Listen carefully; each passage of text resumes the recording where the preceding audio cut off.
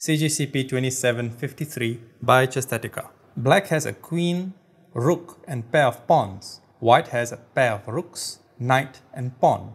So black is ahead in material. And not only that, he has two pawns on e2 and f2 that are very close to promotion, and one of them furthermore threatens the rook on d1.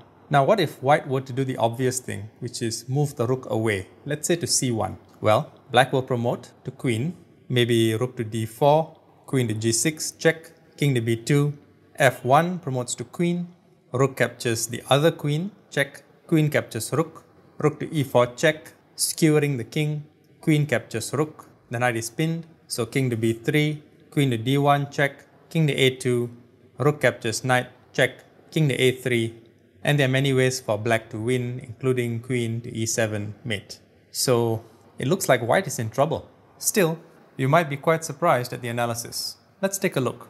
So what the analysis is showing us is that all continuations in here result in white being checkmated, except for one. In other words, if white missed it and black played well, black is going to checkmate white. But if white saw the correct way to proceed, white will snatch a win from the jaws of defeat. Rook e4 check. Black actually only has one move here because he has to deal with this check. He can't promote the pawns yet. King to d3.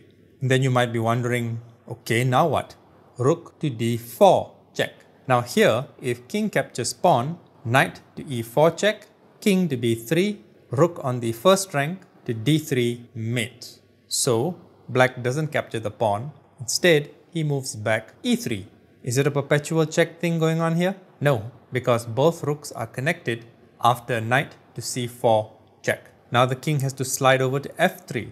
And here, rook on the first rank to d3 check. Suddenly those two pawns and even the rook on g2 are working against black by blocking the king from being able to escape. The queen must intervene. Rook captures queen with checkmate. A kind of mirror checkmate to what we saw in the king captures c3 pawn variation.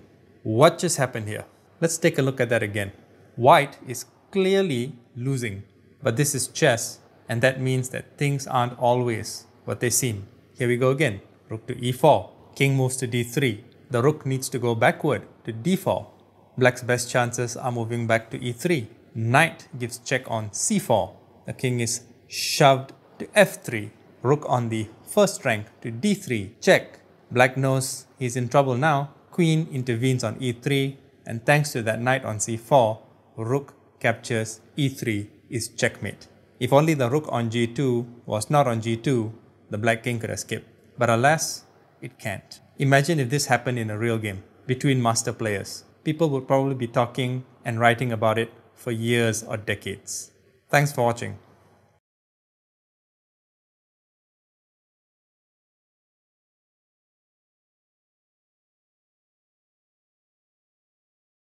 Chesthetica's Book of Chess Constructs, Volumes 1 through 5. Available on Amazon.